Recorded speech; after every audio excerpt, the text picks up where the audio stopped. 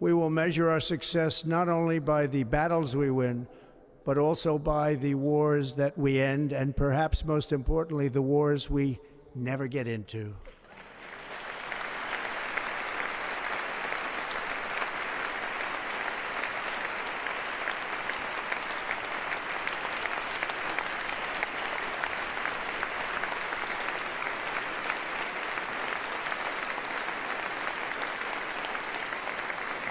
My proudest legacy will be that of a peacemaker and unifier. That's what I want to be, a peacemaker and a unifier. I'm pleased to say that as of yesterday, one day before I assumed office, the hostages in the Middle East are coming back home to their families.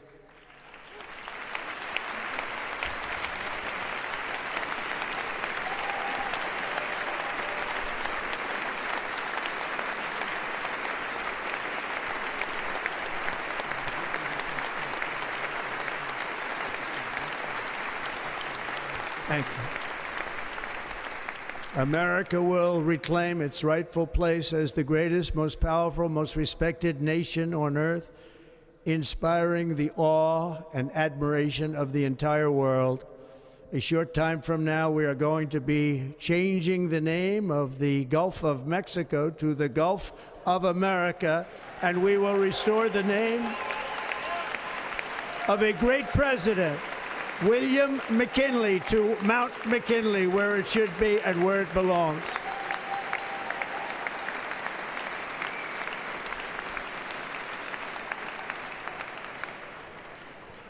President McKinley made our country very rich through tariffs and through talent.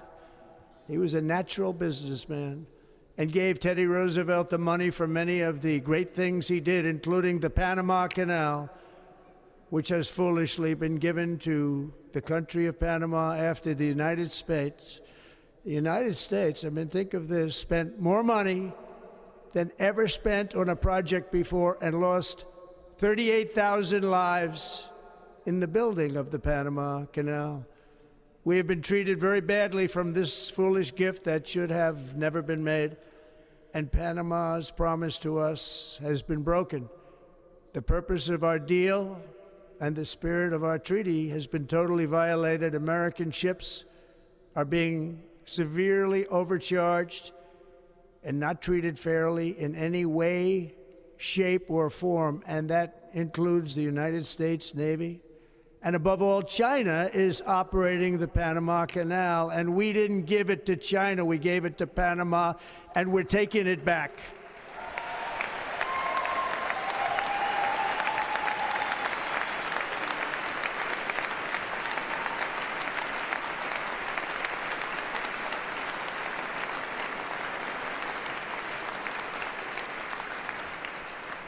Above all, my message to Americans today is that it is time for us to once again act with courage, vigor, and the vitality of history's greatest civilization.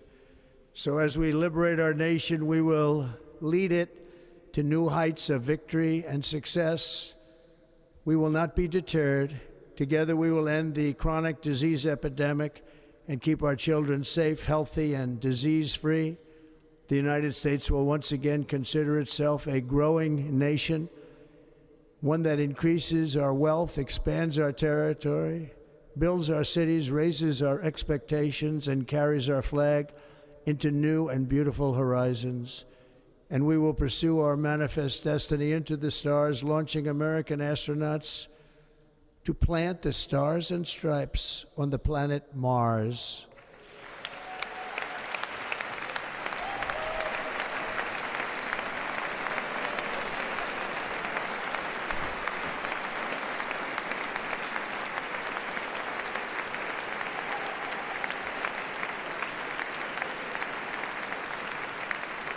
Ambition is the lifeblood of a great nation, and right now our nation is more ambitious than any other. There's no nation like our nation. Americans are explorers, builders, innovators, entrepreneurs, and pioneers. The spirit of the frontier is written into our hearts. The call of the next great adventure resounds from within our souls. Our American ancestors turned a small group of colonies on the edge of a vast continent into a mighty republic of the most extraordinary citizens on earth. No one comes close. Americans pushed thousands of miles through a rugged land of untamed wilderness.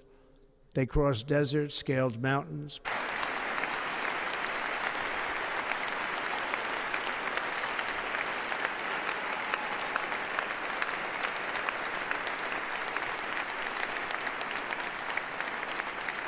I stand before you now as proof that you should never believe that something is impossible to do.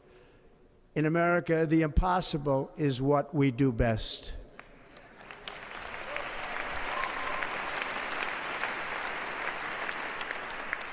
From New York to Los Angeles, from Philadelphia to Phoenix, from Chicago to Miami, from Houston to right here in Washington, D.C., our country was forged and built by the generations of patriots who gave everything they had for our rights and for our freedom.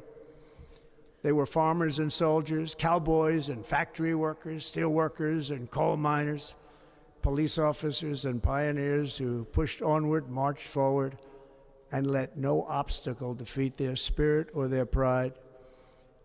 Together they laid down the railroads, raised up the skyscrapers, built great highways, won 2 world wars, defeated fascism and communism, and triumphed over every single challenge that they faced.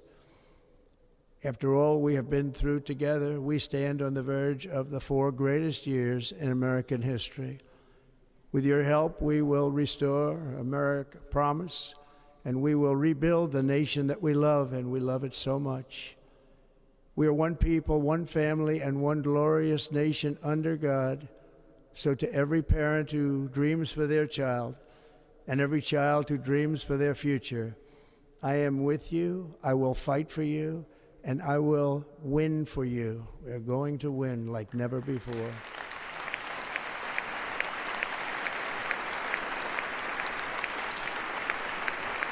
Thank you. Thank you.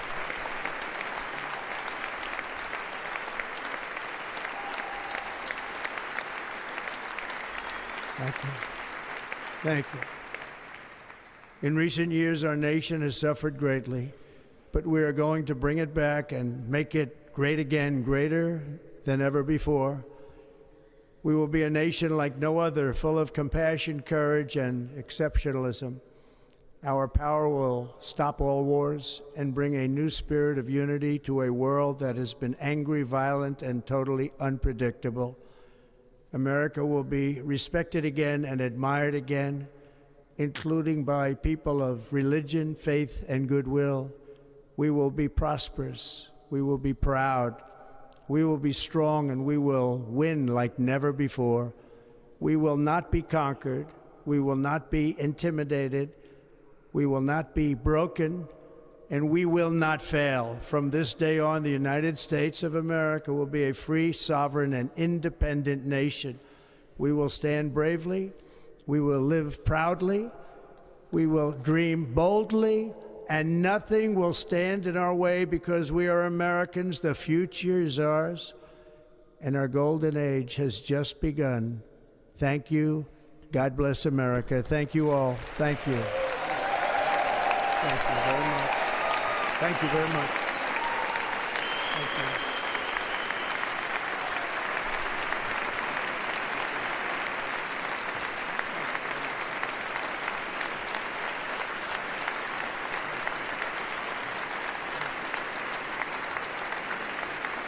Thank you.